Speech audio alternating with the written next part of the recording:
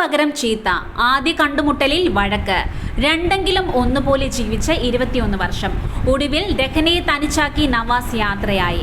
51-ാം വയസ്സിൽ കരിയറിൽ വീണ്ടും സജീവമാകാൻ ശ്രമിക്കവെയാണ് നവാസിനെ തേടി മരണമെത്തുന്നത്.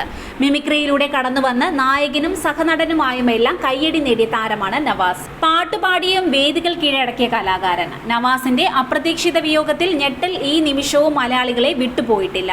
കലാഭവൻ നവാസ് എന്ന പേരിനൊപ്പം ചേർത്ത് പറയുന്ന പേരാണ് ഭാര്യ രഹനയുടേത്. ഒരുമിച്ച് അഭിനയിക്കുകയും പിന്നീട് ജീവിതത്തിൽ ഒന്നാവുകയും ചെയ്തവരാണ് രഹനയും നവാസും.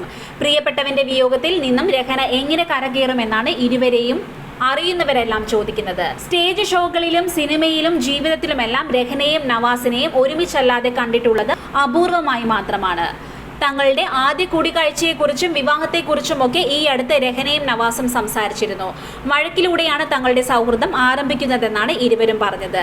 സിനിമയിൽ എത്തും മുമ്പ് സ്റ്റേജ് ഷോകൾ ചെയ്തിരുന്ന കാലത്താണ് നവാസും രഹനയും കണ്ടുമുട്ടുന്നത്.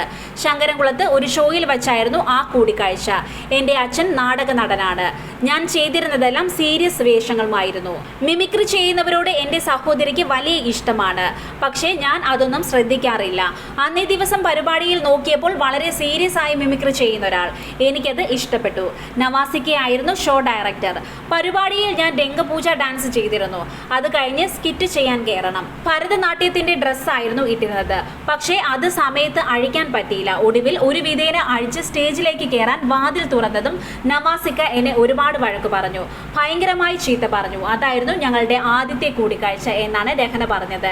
എല്ലാവരും പൂവ് കൊടുത്താണ് പരിചയപ്പെടുന്നതെങ്കിൽ ഞങ്ങൾ നല്ല ചീത്ത പറഞ്ഞാണ് പരിചയപ്പെട്ടത്. അതൊക്കെ കഴിഞ്ഞു പോയി. ഞങ്ങൾ ഒരുമിച്ചൊരു സിനിമ ചെയ്തു. ചേട്ടൻ നേരത്തെ കല്യാണം കഴിച്ചു പോയിരുന്നു. ഇനിയുള്ളത് ഞാൻ. അങ്ങനെ ആലോചനകളൊക്കെ നടക്കുകയാണ്. ഒടുവിൽ രഹനയുടെ ബാക്ക്ഗ്രൗണ്ട് ഞങ്ങൾക്ക് ഒത്തുവന്നു. കലാകുടുംബം നല്ലതാകുമെന്ന് കരുതി. ചേട്ടൻ അവരോട് സംസാരിച്ചു. അതെല്ലാം കഴിഞ്ഞ് 2 വർഷത്തിന് ശേഷമാണ് കല്യാണം നടക്കുന്നത് എന്നും നവാസ് പറയുന്നുണ്ട്. 21 വർഷത്തെ ദാമ്പത്യ ജീവിതത്തിന് ശേഷമാണ് മരണം നവാസിനെ രഹനയിൽ നിന്ന് അകറ്റുന്നത്. 3 മക്കളാണ് ഇരുവർക്കുമുള്ളത്. ഈ അടുത്ത് നീണ്ടൊരു ഇടവേളയ്ക്ക് ശേഷം രഹനയും അഭിനയത്തിലേക്ക് തിരികെ വന്നിരുന്നു. നവാസും കരിയറിൽ സജീവമായി മാറവെയാണ് അദ്ദേഹത്തെ മരണം തേടിയെത്തുന്നത്. പ്രകമ്പനം എന്ന സിനിമയുടെ ചിത്രീകരണത്തിനായി ചോറ്റാനിക്കരയിൽ എത്തിയതായിരുന്നു താരം. അടുത്ത 2 ദിവസം ഷൂട്ട് ഇല്ലാത്തതിനാൽ വീട്ടിലേക്ക് പോകാനായി ഹോട്ടൽ മുറിയിലേക്ക് തിരിച്ചെത്തിയതായിരുന്നു. ഏറെ സമയം കഴിഞ്ഞിട്ടും താരത്തെ കാണാതെ വന്നതോടെ ഹോട്ടൽ ജീവനക്കാർ മുറിയിലെത്തി പരിശോധിച്ചപ്പോഴാണ് താരത്തെ വീണ് കിടക്കുന്നതായി കണ്ടെത്തിയത്. ഉടനെ ആശുപത്രിയിൽ എത്തിച്ചെങ്കിലും രക്ഷിക്കാനായില്ല. 1995-ൽ പുറത്തിറങ്ങിയ ചൈതന്യമായിരുന്നു ആദ്യ സിനിമ. പിന്നീട് Mattupetti Machan, Thillana Thillana, Mayajalam, Junior Mandrake, Kasaba, My Dear Karadi തുടങ്ങിയ നിരവധി സിനിമകളിൽ അഭിനയിച്ചു. ഈ അടുത്തിറങ്ങിയ ഡിറ്റക്റ്റീവ് ഉജ്ജനിലെ കഥാപാത്രം കയ്യടി നേടിയിരുന്നു.